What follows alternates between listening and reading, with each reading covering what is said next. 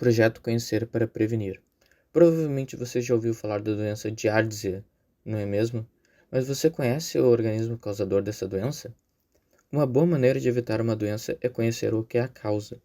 Então vamos lá. Hoje vamos conhecer a Giardia lamblia.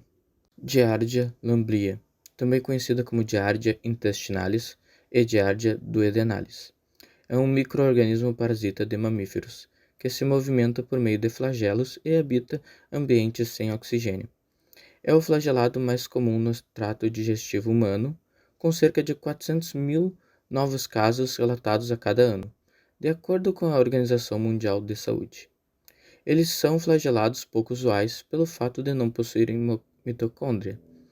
Possuem um ciclo de vida simples, no qual se alternam entre duas formas biológicas e morfologicamente distintas: o cisto e o trofozoito. Como são parasitas, a sua nutrição é feita utilizando como fonte energética os nutrientes do hospedeiro. Faz parte dos escavatos, um dos principais supergrupos de organismos unicelulares pertencentes ao domínio eucariota, e do filo Metamonada, grande grupo de protozoários flagelados. Os cistos exibem formato ovoide. Não se movimentam e medem aproximadamente 8 a 12 micrômetros de comprimento por 7 a 10 micrômetros de largura. Dependendo do estágio de maturação, apresentam-se com 2 ou 4 núcleos no citoplasma. Eles são compostos por dupla camada, uma externa e uma interna. A camada externa é composta por carboidratos e proteínas, e as fortes interações entre essas biomoléculas presentes na parede cística possibilita a resistência do cisto às inúmeras adversidades que poderão ser encontradas quando em contato com o ambiente externo. Sendo assim, é o que permite o cisto se manter mesmo fora do corpo do hospedeiro e o torna importante como veículo de transmissão da diárese. Com formato de pera cortada no sentido do comprimento, os trofozoítos apresentam simetria bilateral e medem cerca de 12 a 15 micrômetros de comprimento. Os trofozoítos possuem citoesqueleto complexo que determina o seu formato e ancora os 4 pares de flagelos presentes no seu corpo celular.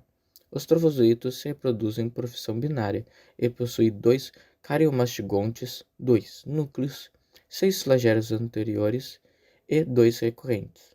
Os corpos basais são os sítios por onde emergem os flagelos e eles possuem papel fundamental na vida do protozoário no hospedeiro, pois promovem a mobilidade e auxiliam no processo de ligação mecânica entre o parasita e os enterocitos do intestino. Outra estrutura é o disco ventral, que a sua principal função é a promoção da aderência dos trofozoítos ao epitélio intestinal e às suas microvelocidades. A diárdise é uma doença altamente contagiosa, cosmopolita com distribuição mundial. A infecção se dá pela ingestão de cistos da Giardia lamblia. A forma mais comum de infecção se dá por água e alimentos contaminados. Quando os cistos são ingeridos, tornam-se metabolicamente ativos e inicia o processo de transição de cisto para trofozoito. Uma vez que isso ocorre, os trofozoitos se movimentam pelas microvelocidades e se aderem. Esse procedimento de fixação danifica as microvelocidades, impedindo sua capacidade de absorver nutrientes.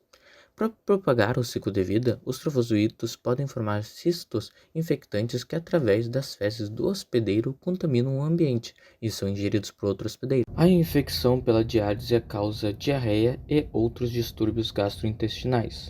A maioria das infecções são assintomáticas. Entretanto, a infecção aguda em crianças pode ocasionar anorexia, falhas no crescimento físico e cognitivo e déficit nutricional.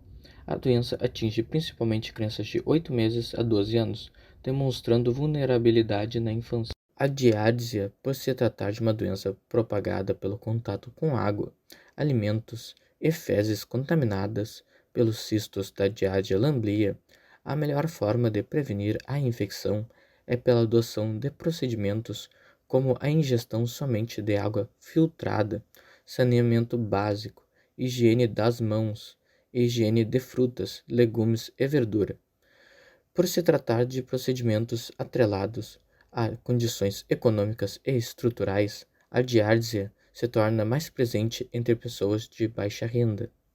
Agora que você conhece um pouco mais sobre a giardia lamblia e sobre a giardia, você já sabe como se prevenir.